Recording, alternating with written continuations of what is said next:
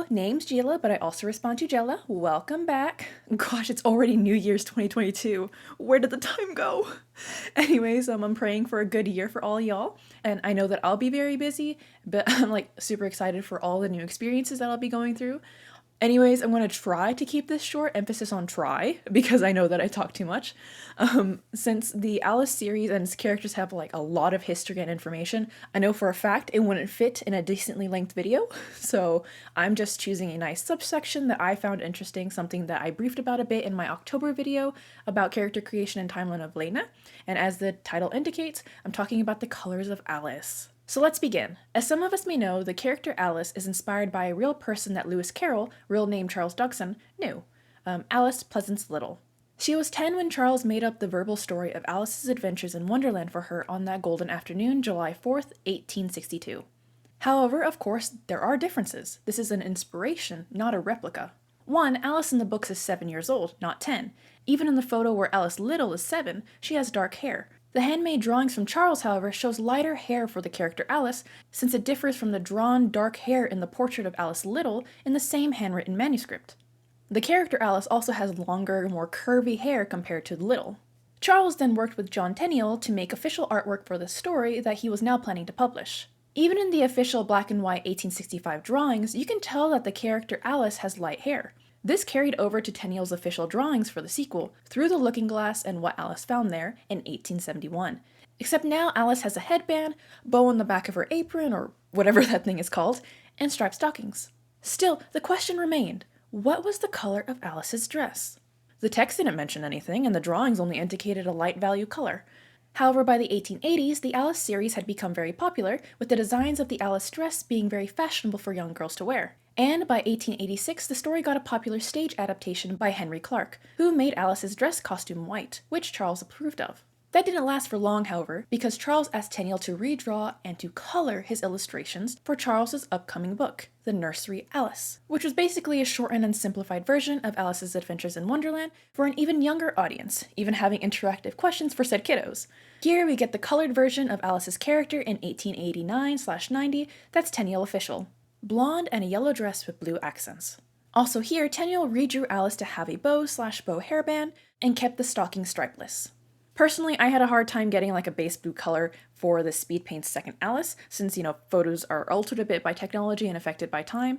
Ended up on a blue that I was relatively satisfied with, and, I can't keep looking at it or else I'm going to start psyching myself out. So as we continue, we can see that this is not the popular version of modern day. See, a little before and after Charles's death, other artists and the Macmillan publishers themselves recolored Tenniel's illustrations multiple times throughout the 1890s and the early 1900s. Reds, blues, and apparently orange and chartreuse, but I couldn't find any of those pictures for the last two colors, so I'm guessing they weren't nearly as popular. And as for the reds, some of them did look pinkish, could be because of the fading of time, or the pink was the actual chosen color. I don't know, I wasn't a part of that time period, so I can only guess. Still, it seemed that blue or reddish dresses were very popular alternatives for Alice. Even this drawn 1893 picture by Crowell looks extremely similar to our modern-day iteration of Alice. Regarding stocking colors, well, it seems like it shifted a lot between white to yellow to red to black, all over the place. And for the most part, artists kept the blonde hair, but there were some iterations with brown hair.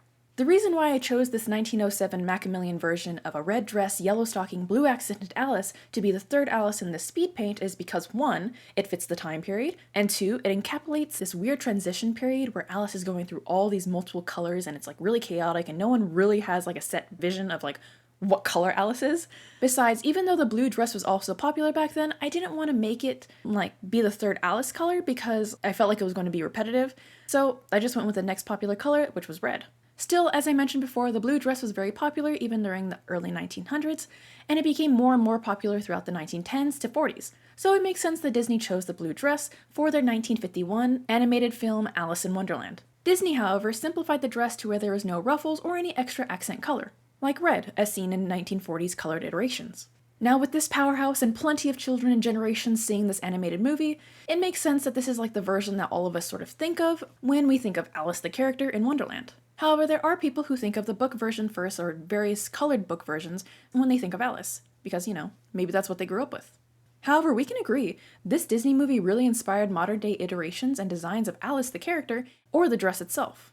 I've seen tons of manhwa, comics, or games that are not related to the Wonderland setting, but have like an Alice-inspired dress that pops up every once in a while that has the signature blue, black, and white.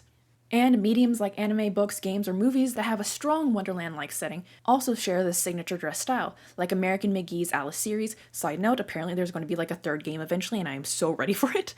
And Alice in the Country of Hearts.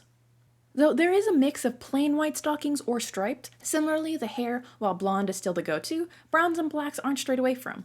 It's funny too because the original illustrations had more wavy, wiry hair, but it seems like straight hair is now more associated with the Alice of now, probably thanks to Disney's animated film and other modern films. Though Disney's live action did bring back the wavy hair, so they got that. So overall, seems like the dress itself is much more iconic than the hair and stockings for Alice, which makes sense in my opinion because we all about that dress. Still, 70 years is a long time, so there are other colored dresses for Alice during that time period as well as our modern day iterations. For example, some movies in the late 1900s used like a red or yellow dress. Even some books republished and recolored bring back that extra accent colors of red or yellow. And lastly, some iterations have gone a completely different color, like the Royal Ballet's modern iteration where their brown short-haired Alice wore lilac purple for whimsy and love symbolism. Also, if you haven't seen that iteration, I really implore you guys to watch it on YouTube or whatnot. It's super pretty. The costumes in there, gorgeous. And well, that's basically everything without getting too repetitive or diving into every single iteration of Alice for modern day.